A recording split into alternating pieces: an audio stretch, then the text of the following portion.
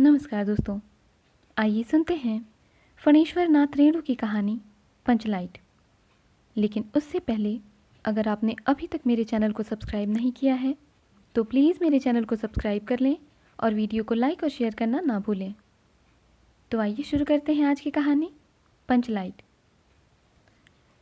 पिछले 15 दिनों से दंड जुर्माने के पैसे जमा करके महतो टोली के पंचों ने पेट्रोमिक्स खरीदा है।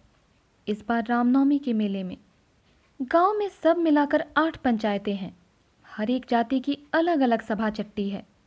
सभी पंचायतों में दरी, जाजिम, सतरंजी और पेट्रोमैक्स है। पेट्रोमैक्स जिसे गांव वाले पंचलाइट कहते हैं। पंचलाइट खरीदने के बाद पंचों ने मेले में ही तय किया 10 रुपए जो बच गए हैं इससे पूजा की सामग्री खरीद ली जाए। बिना नेम टेम के कल कब्जे वाली चीज़ का पुण्याह नहीं करना चाहिए। अंग्रेज बहादुर के राज में भी पुल बनाने से पहले बलि दी जाती थी। मेले से सभी पंच दिन दहाड़े ही गांव लौटे। सबसे आगे पंचायत का छड़ीदार पंचलाइट का डिब्बा माथे पर लेकर और उसके पीछे सरदार दीवान और पंच वगैरह। गांव के बाहर ही ब्राह्मण टोले के फुटंगी झाने टोक दिया। कितने में लालटेन खरीद हुआ महतो? देखते नहीं हैं, पंचलेट है। बामन टोली के लोग ऐसे हिताब करते हैं। अपने घर की ढिबरी को भी बिजली बत्ती कहेंगे और दूसरों के पंचलेट को लालटेन। टोली भर के लोग जमा हो गए। औरत, मर्द, बूढ़े, बच्चे सभी कामकाज छोड़कर दौड़े आए। चल रे चल, अपना पंचलेट आया है पंचलेट। छड़ीदार अगनू महतो रह रहकर लोगों को चेतावनी देने लगा। हाँ हाँ, दूर से, जरा दूर से, छूछा मत करो। हाँ, ठेस ना लगे। सरदार ने अपनी स्त्री से कहा, सांझ को पूजा होगी, जल्दी से नहा धोकर चौका पीढ़ी लगाओ। टोले की कीर्तन मंडली के मुलगैन ने अपने भगतिया पच्छकों को समझा कर कहा, देखो आज पंचलैट की रोशनी में कीर्तन होगा। बेताले लोगों से पहले ही कह देता हूँ, आज यदि आखिर धरने में 1.5 बेड़ हुआ तो दूसरे दिन से एकदम बैकाट।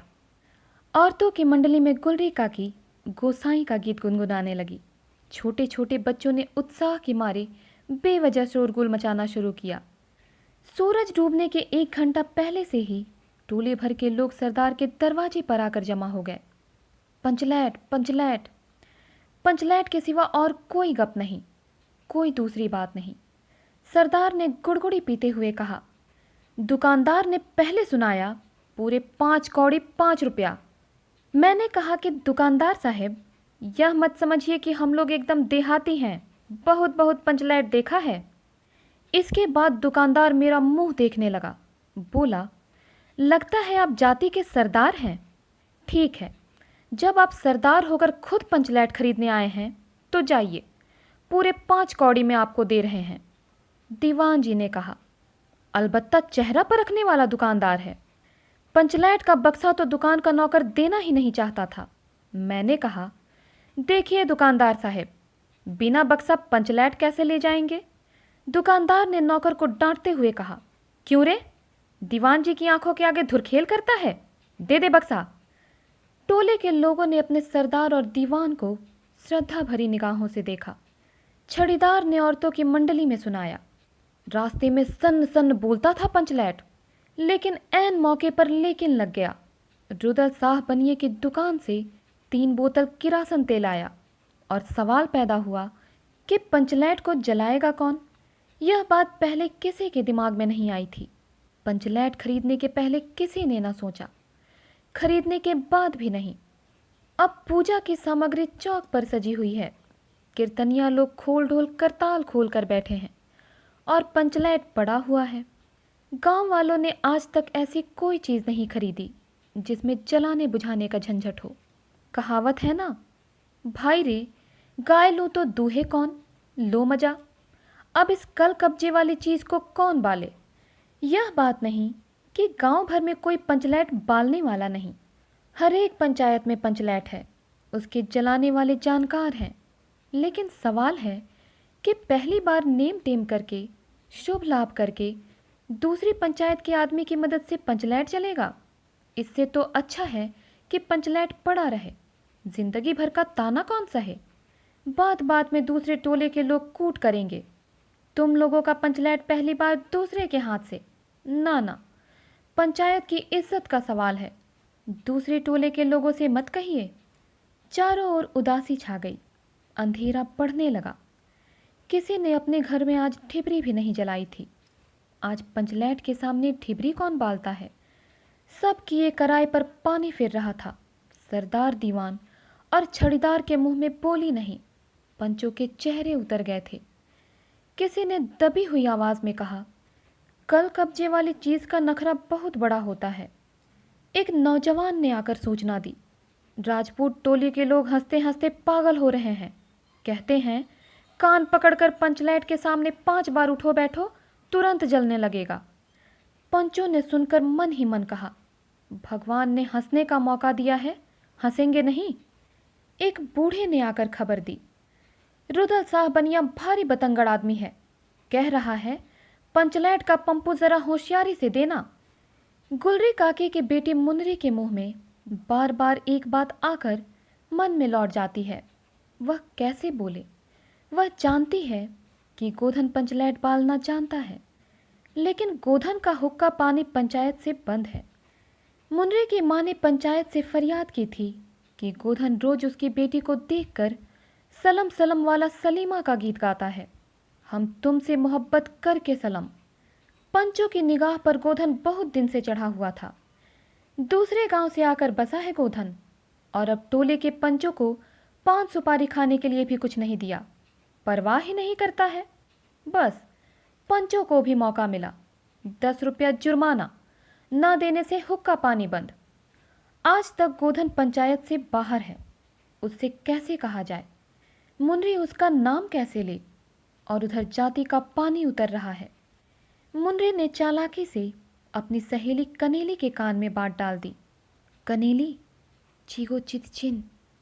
कनेली मुस्कुरा कर रह गई। गोधन तो बंद है। मुनरी बोली, तू कह तो सरदार से। गोधन जानता है पंचलैट बालना। कनेली बोली, कौन? गोधन जानता है बालना। लेकिन सरदार ने दीवान की ओर देखा और दीवान ने पंचों की ओर। पंचों ने एक मत होकर हुक्का पानी बंद किया है। सलीमा का गीत गाकर आंख का इशारा मारने वाले गोधन से गांव भर के लोग नाराज थे। सरदार ने कहा, जाति की बंदिश ही क्या, जबकि जाति की इज्जत ही पानी में बही जा रही है। क्यों जी दीवान? दीवान ने कहा, ठीक है। पंचों ने भी एक स्वर में कहा, ठीक है, गोधन को खोल दिया जाए। सरदार ने छड़ीदार को भेजा। छड़ीदार वापस आकर बोला, गोधन आने को राजी नहीं हो रहा। कहता है पंचों की क्या प्रतीत है, कोई कल कब्जा बिगड़ गया तो मुझे दंड जुर्माना भरना पड़ेगा। छड़ीदार ने रोनी सूरत बनाकर कहा, किसी तरह गोधन को राजी करवाइए, नहीं तो कल से गांव में मुंह दिखाना मुश्किल हो जाएगा। गुलरी काकी बोली, जरा मैं देखूं कह के। गुलरी काकी उठकर गोधन के झोपड़े की ओर गई और गोधन को मना लाई। सभी के चेहरे पर नई आशा की रोशनी चमकी। गोधन चुपचाप पंचलैट में तेल भरने लगा। सरदार की स्त्री ने पूजा की सामग्री के पास चक्कर काटती हुई बिल्ली को भगाया। कीर्तन मंडली का मुलगैन मुरछल के बालों को संवारने लगा। गोधन ने पूछा, स्पिरिट कहाँ है? बिना स्पिरिट के कैसे जलेगा? लो मजा, अब यह दूसरा बखेड़ा खड़ा हुआ। सभी ने मन ही मन सरदार दीवान और पंचों की बुद्धि पर अविश्वास प्रकट किया। बिना बूझे समझे काम करते हैं ये लोग। उपस्थित जनसमूह में फिर मायूसी छा गई। लेकिन गोधन बड़ा होशियार लड़का है, बिना स्पिरिट के ही पंचलैट जलाएगा। थोड़ा गरी का तेल ला दो। मुनरी दौड़ कर गई और एक मलसी गरी का तेल ले आई। गोधन पंचलैट में पंप देने लगा। पंचलैट की रेशमी थैली में धीरे धीरे रोशनी आने लगी। गोधन कभी मुंह से फूंकता, कभी पंचलैट की चाबी घुमाता। थोड़ी देर के बाद पंचलैट से सनसनाहट की आवाज़ निकलने लगी और रोशनी बढ़ती गई। लोगों के दिल का मैल दूर हो गया। गोधन बड़ा काबिल लड़का है।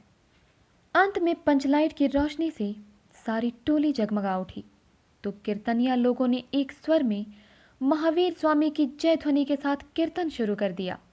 पंचलैट की रोशनी में सभी के मुस्कुराते हुए चेहरे स्पष्ट हो गए। गोधन ने सबका दिल जीत लिया।